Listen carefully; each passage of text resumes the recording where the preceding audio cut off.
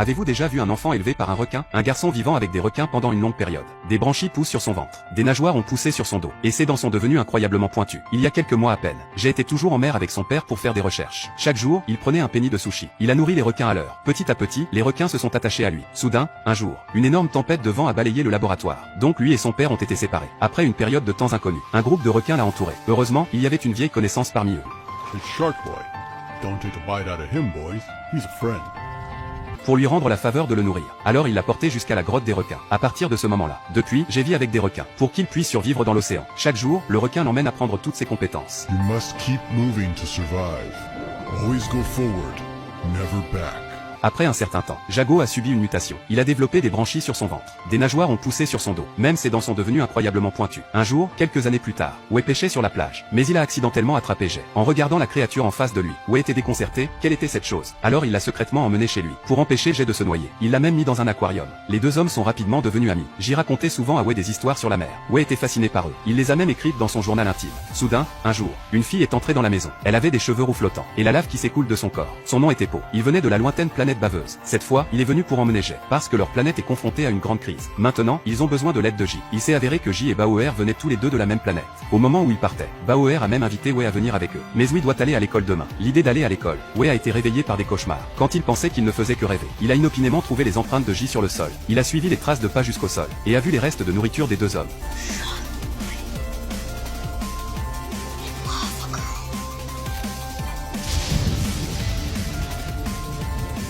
Au deuxième jour, il a partagé cette histoire étonnante avec ses camarades de classe. Non seulement ils ne l'ont pas cru, ils ont levé les yeux et lui ont lancé des boules de papier. Si votre camarade de classe a dit qu'il connaissait des extraterrestres, le croiriez-vous? Ceux qui croient disent 1, ceux qui ne croient pas disent 2. Personne n'a cru J. Dazuang était encore pire. Il lui a pris son journal intime. Il a gribouillé partout dessus, voir son cher journal être saccagé. Wei était furieux et il a jeté le livre. Au moment où le professeur se mettait en colère, le vent soufflait fort dehors. Mais le professeur venait de fermer la fenêtre. Les autres fenêtres ont été ouvertes par le vent aussi. Dans la panique, Dazuang a caché son journal intime. Juste à ce moment-là, Baoer et Wei ont traversé la fenêtre. Les étudiants ont été choqués. Même le professeur a été choqué quand Baoer a tourné la tête. Puis Baoer s'est dirigé vers Wei. Partout où elle allait, le feu était partout. Les enfants étaient abasourdis. La seule raison pour laquelle Baoer est venu, c'est pour emmener Wei à la planète Bave. Parce que cette planète a été créée par son rêve. Maintenant, seul Wei peut résoudre cette crise. Puis tous les trois sont montés à bord du navire requin. Et ils sont partis dans l'espace. Après un long vol, ils sont finalement arrivés aux planètes Mutwater. Plus que 45 minutes avant que l'obscurité n'engloutisse la planète Drool. Il ne leur reste plus beaucoup de temps. Le premier ordre du jour était d'atteindre la tanière des rêves aussi vite que possible. Elle est déjà occupée par le Seigneur des Ténèbres. Le seul moyen de sauver la planète est de l'achever. Mais pour y arriver, il faudra beaucoup de travail. Puis, ils ont fait des montagnes russes jusqu'à l'antre de Big Ed.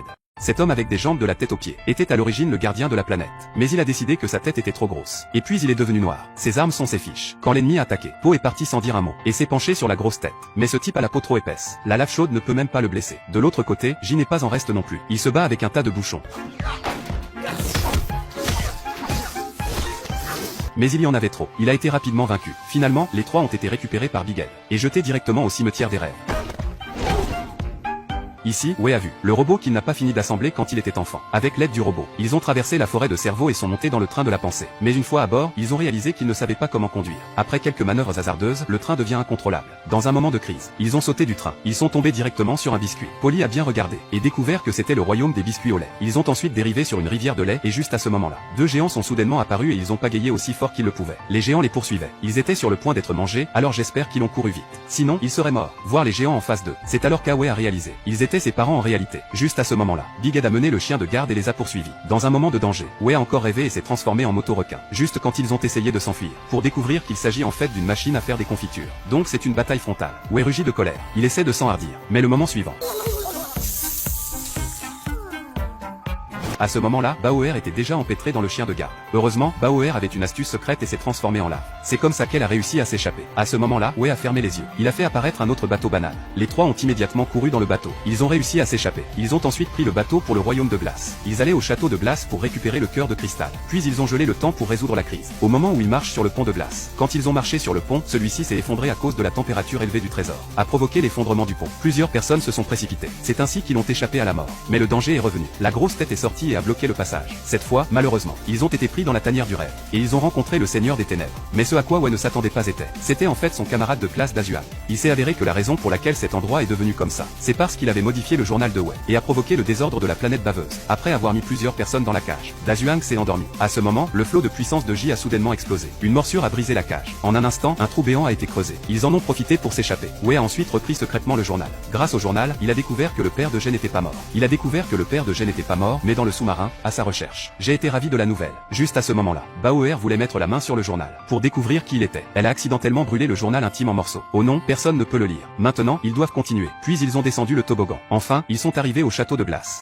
La fille a attrapé le cristal mais il a été gelé par la glace. Puis un groupe de géants des glaces les a entourés. Puis la princesse de glace est apparue. C'est alors que Wei a réalisé. C'était sa camarade de classe Xiao Mei, une vieille connaissance. C'est facile à faire. Après quelques moments de rapprochement, Mei lui a donné le cœur de cristal. Après avoir obtenu le cristal, les deux d'entre eux ont poussé Baoer sur leur chemin. Mais c'était trop lent. Ils ont donc chevauché Baoer à toute vitesse. Quand ils sont arrivés à destination, Wei a sorti le cœur de cristal et a essayé de sauver la planète. Seulement pour découvrir que pour utiliser le cœur de cristal, il devait devenir son maître. À ce moment-là, Grosse Tête l'a poursuivi. Et il a étourdi J avec une anguille électrique. Afin de sauver J, Baoer a sauté dans le lac gelé malgré le danger. Mais elle s'est évanouie et est morte à cause du conflit entre l'eau et le feu. Afin de sauver Baoer, J l'a ramassé. Il s'est précipité dehors aussi vite qu'il le pouvait. J a jeté Baoer dans la lave. Il n'a pas fallu longtemps pour que Baoer revienne à la vie. À ce moment-là, ses pouvoirs ont également évolué. Puis Baoer a tiré 2 lasers. La planète entière était illuminée. Alors que la planète était illuminée, Wei a aussi réveillé ses super pouvoirs. Il a aussi renforcé J dans le processus, ce qui fait de lui le véritable roi des mers. À ce moment, Wei a trouvé Big Zhuang. Il était prêt à l'achever. Wei a invoqué une pluie de fleurs de cerveau. Il l'a écrasé dans une grosse tête. Puis les deux s'élevèrent dans les airs. Wei a essayé de résoudre l'amitié. Il a tendu la main de l'amitié. Finalement,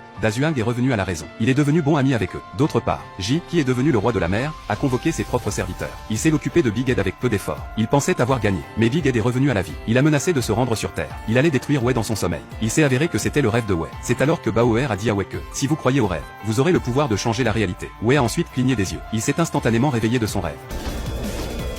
À ce moment-là, la grosse tête était arrivée sur Terre. Au moment de la crise, il s'est souvenu du cœur de cristal. Il l'a ensuite accroché autour du cou de Mei. En voyant Xiao Mei tendre la main, cela a instantanément déclenché la compétence de gel. La grosse tête a été mise en pièces. Et c'est la fin de l'histoire. Le thème principal du film est: ne négligez pas l'imagination des enfants. Ils méritent d'être respectés pour leurs idées. L'imagination des enfants doit être encouragée et soutenue. Pour reprendre une citation d'Albert Einstein, l'imagination est plus importante que la connaissance. Parce que la connaissance est limitée, l'imagination est infinie.